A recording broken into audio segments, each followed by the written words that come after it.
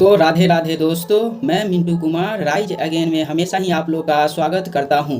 तो आज हम ऐसे पर्सनालिटी की बात करेंगे जिन्हें फादर ऑफ इंडियन कॉन्स्टिट्यूशन के नाम से जाना जाता है, जिन्हें बाबा साहेब के नाम से जाना जाता है। आप लोग समझ ही गए होंगे, मैं डॉक्टर भीमराव अंबेडकर की बात कर रहा हूँ, जिनका जन्म 14 अप्रैल 1891 को महू में हुआ था, जो आज मध्य प्रदेश में पड़ता है। वहाँ उस महू का नाम बदलकर अब अंबेडकर नगर कर दिया गया है। क्या आप जानते हैं, ऐसे ही उन्हें बाबा साहेब या संविधान निर्माता नहीं कहा जाता। इनके पीछे न जाने उन्होंने कितनी ज़्यादा संघर्ष किए हैं, और जिन्हें समाज में समानता की नींव रखने का क्रेडिट दिया जाता है, जिन्होंने समाज में समानता की नींव रखी, जिसकी वजह से आज समाज में सारे लोगों को इक्वल नज़र से देखा जाता है, जिन्होंने की वजह से ही आज छुआछूत भी खत्म हुआ है। क्या आप जानते हैं, उनकी शिक्षा कोलंबिया यूनिवर्सिटी से हुई और लंदन से इकोनॉमिक्स से उन्होंने किया। उस समय विदेश जाकर पढ़ाई करना बहुत ही बड़ी बात हुआ करती थी, लेकिन विदेश जाने से पहले उन्होंने अपनी जो प्रारंभिक शिक्षा है वो तो अपने ही देश भारत से ही किया। उस समय छुआछूत बहुत ही बड़ा वायरस की तरह फैला हुआ था हमारे देश में। उन्हें इतनी ज़्यादा भेदभाव का सामना करना पड़ा, जिससे उन्होंने ठान लिया कि हमें इस चीज़ को ख़त्म ही करना है। और ख़त्म करने के लिए उन्होंने चाहा कि एजुकेशन से बड़ा मार्ग कोई हो ही नहीं सकता है, तो उन्होंने एजुकेशन लिया, अच्छे से एजुकेशन ली बड़े बड़े यूनिवर्सिटी से, और उन्होंने उस चीज़ पर काम किया। ऐसा नहीं है कि उन्हें इस सब का सामना नहीं करना पड़ा। जिस स्कूल में पढ़ते थे उन्हें उस स्कूल में सबसे अलग बैठाया जाता था। टीचर भी उनका सामान, जैसे अगर कुछ वर्क दिए तो कापी ऊपर से ऐसे इस पे रख दो, नहीं छुएंगे, इस टाइप का कुछ हुआ जाता था। आज अगर हमारे क्लास में अगर हमारे टीचर हमें थोड़ी देर के लिए अगर बेंच पर खड़ा कर देते तो हमें इतनी ज़्यादा शर्मिंदगी फील होती है। उस समय सोच लीजिए, न जाने कितने दिनों तक रोज़ जिनके साथ ऐसा ही चलता होगा कि रोज़ इस तरह का भेदभाव जिनके साथ होता होगा, टीचर स्टूडेंट भी सारे के सारे ऐसी नीति ऐसी भेदभाव रखते थे। तो आज हम ऐसी पर्सनालिटी की बात करेंगे जिन्हें संविधान निर्माता कहा जाता है, जो संविधान 2 साल 11 महीने 18 दिन में बना, जिनके साथ इतना भेदभाव किया गया समाज में। आज उन्हीं के संविधान के द्वारा लिखे गए संविधान आज सबको इक्वल समानता देती है।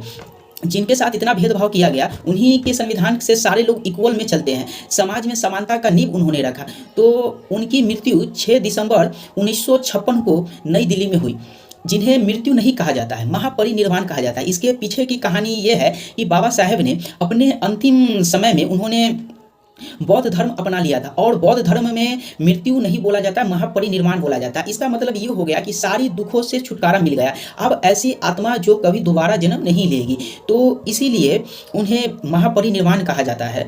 तो ये थी बाबा साहेब भीमराव अंबेडकर की कहानी। और ऐसा माना जाता है कि अगर आप बाबा साहेब के बारे में अच्छे से जान लेंगे, अच्छे से पढ़ लेते हैं, तो आप कुछ ना कुछ तो जरूर बन जाइएगा, और कुछ ना सही तो एक अच्छे इंसान तो जरूर बन जाइएगा जो समाज में बदलाव ला सके। आज देखिए ना, जिस एक गरीब परिवार में जन्म लिया हुआ लड़का, जिन्हें संविधान, भारत का संविधान तक लिख दिया, उन्होंने इतनी बड़ी सफलता हासिल की, इतना संघर्ष हासिल किया। आज हमारे पास छोटी छोटी बातों को लेकर हम लोग इतने ज़्यादा डिप्रेशन में चले जाते हैं, एंजाइटी में चले जाते हैं, और न जाने क्या क्या हम कर लेते हैं। लेकिन सोच लीजिए, जिस आदमी के साथ रोज ऐसा भेदभाव होता होगा, उन्होंने इस भारत का संविधान लिख दिया, और जिन्होंने उनके साथ भेदभाव किया वो आज भी उनके संविधान से चलते हैं, क्योंकि संविधान से ऊपर आज हमारे देश में कुछ भी नहीं माना जाता। अगर आप भारत में रहते हैं तो आपको भारत का संविधान मानना पड़ेगा, भारत के संविधान के अनुसार चलना ही पड़ेगा। तो मैं संविधान निर्माता बाबा साहेब भीमराव अंबेडकर के बारे में अंत में कुछ लाइन कहना चाहूँगा, क्योंकि हमारे लिए एजुकेशन बहुत ज़रूरी है, और उन्होंने एजुकेशन पे ही जोर दिया। अगर आप समाज में बदलाव लाना चाहते हैं, अगर आप अपने परिवार में बदलाव लाना चाहते हैं, तो शिक्षा बहुत ज़रूरी है, और शिक्षा से बड़ा हथियार कोई भी नहीं है, जिसके लिए आपको लाइसेंस भी लेने की जरूरत नहीं पड़ेगी। अगर हमारे पास शिक्षा रूपी हथियार है तो बाबा साहेब के बारे में मैं लास्ट में कुछ बोलना चाहूँगा।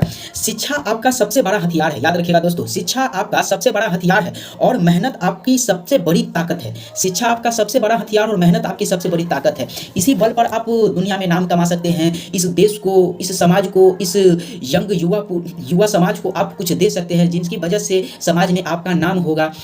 तो मुझे लगता है बाबा साहब के बारे में मैं भी जितना भी जानता था वो सब मैंने बता ही दिया, और उनकी स्ट्रगल की कहानी भी बता दिया कि कैसे उन्होंने एक गरीब परिवार से लेकर भारत का संविधान लिख दिया। तो आज उनकी 135वीं जयंती है, क्योंकि जो हर साल हम लोग मनाते हैं, और बहुत हर्षोल्लास के साथ मनाते हैं, क्योंकि वो एक ऐसी पर्सनालिटी है जिनसे हमें बहुत कुछ सीखने को मिलता है। चाहे परिस्थिति कैसी भी हो, हमें हार नहीं माननी है, और अपने लक्ष्य की ओर, अपने समाज के बदलाव की ओर हमें अपनी शिक्षा को इंपॉर्टेंस देना है, प्राइवेसी देना है, क्योंकि बदलाव का पहला कारण ही है, बदलाव का पहली सीढ़ी ही है शिक्षा। अगर आप अच्छे से एजुकेटेड नहीं है तो आप कुछ भी नहीं कर सकते आज के समाज में। तो चलिए दोस्तों, राइज अगेन में हमेशा ही आप लोग का स्वागत रहेगा। आज के लिए इतना ही, फिर मिलते हैं नेक्स्ट वीडियो में नेक्स्ट टॉपिक के साथ। वॉचिंग के लिए आप सबका बहुत बहुत धन्यवाद। जुड़े रहिए मिंटू कुमार के साथ राइज अगेन में।